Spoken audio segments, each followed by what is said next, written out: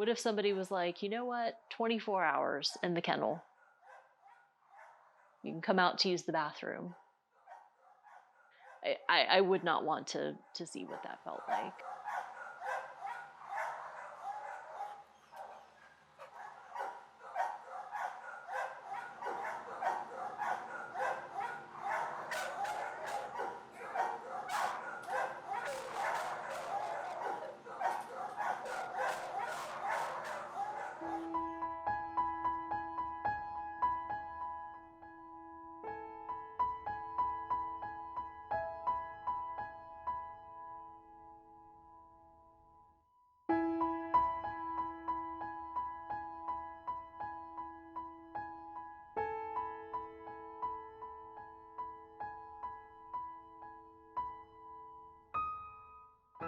Right, there's Gaia, Brandy, Marley. Moby, That's right. Marley, and then Layla. So it's been 5 that we've gotten adopted. We're working with our 6th one, Duke. So he's not adopted yet. The training is basically to get the dogs to kind of focus back on humans and see humans as something positive. They develop positive associations, and it kind of opens a door for more training. So they start to bond, and they start to do things that adopters are going to look for.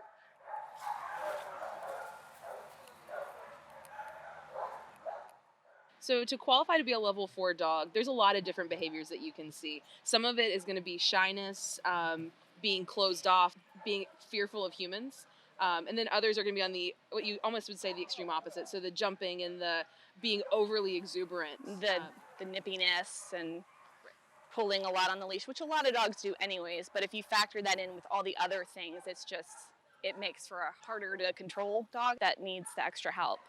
So they're pretty much on crazy ends of the spectrum, but it's those dogs that need some extra TLC to go towards the middle, or to get a little bit more middle where they're more adoptable. And she knows to do it with her different hands. So shake, good girl. So shake, good girl. What a good girl. So smart.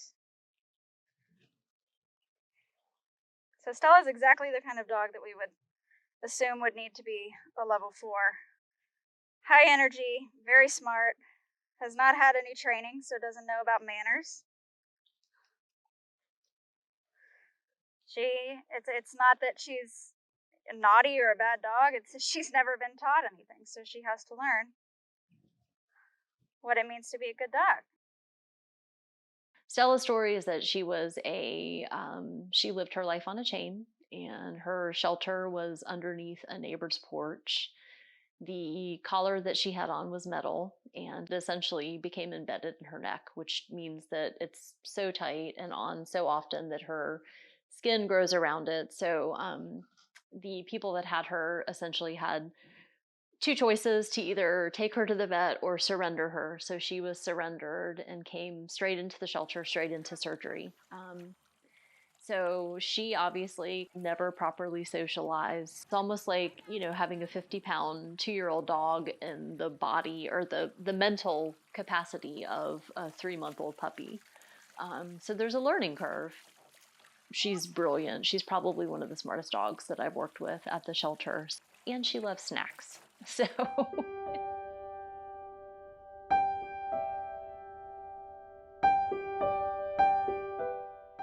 I would highly agree that the level 4 program serves as that life or death for a lot of dogs. Do you want to expand on that? Yeah, the level 4 dogs are the ones that need the most help and are not likely to be adopted unless they have an advocate that's helping them work on whatever behavior they may have, or just giving them enough confidence to be more adoptable.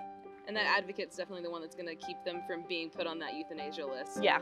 A lot faster. It's going to be like, hey, I'm working with it. These are the progress chart that we've seen in the progress report, so that it's saying, hey, today we learned how to drop the ball and get a treat. So little things like that, you're able to show progress, so it kind of keeps them from being on that list a lot faster. One of the most challenging things about being a level 4 volunteer is not getting attached, which, let's be real, you get attached. I get attached. I can't help it. Like when Marley left, like I cried, like happy tears. Like, yeah, it just getting attached is a hard thing.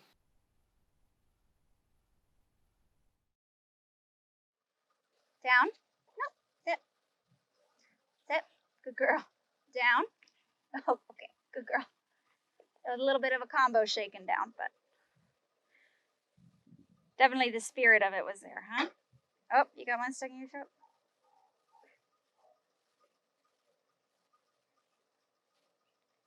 Nice and patient. What a good girl. Down. Good job, Stella.